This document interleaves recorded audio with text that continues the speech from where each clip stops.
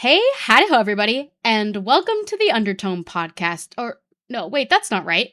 Sorry, this is Postmortem Nightshade, and tonight, if you couldn't tell by the intro, we are talking about A24's latest entry into the horror genre, Undertone.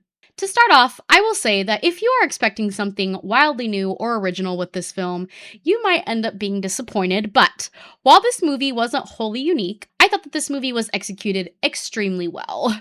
They used the budget of this film to create a very vibey, suspenseful, and atmospheric horror. I really liked the camera work in this, and the lighting was great and very well integrated into the story. And can I just say that the setting of this movie is superb, chef's kiss. Here's the thing, horror is always debated and is really a love-or-hate genre. Horror, a lot like comedy, is subjective, and I think the genre works best when the audience can relate to it in some way. And for me, the setting of this film was so relatable. Mostly in the sense of this house that the movie takes place in feels like a grandparent's house, with lots of creaky noises, pipes making weird sounds, the refrigerator always seems to be way too loud, and as always, there is a super eerie clock ticking away in the background. The house is also not an open layout, so there's lots of corners and crevices to hide scares, and I think that the team making this movie did a great job utilizing the setting. This movie definitely feels like a creepypasta concept, which I'm sure a lot of you gathered from the trailer. It is also a slow burn, so be aware of that going in.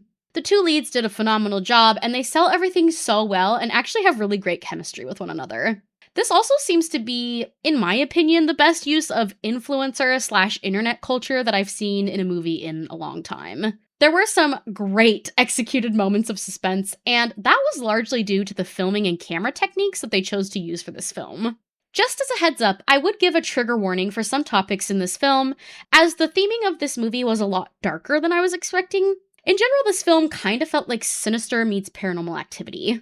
Also, I really wish they would stop doing the "this is the scariest thing you'll ever see or hear" marketing, because I think it sets horror movies up to fail, and it's just marketing that drives me insane, but that's just a general complaint.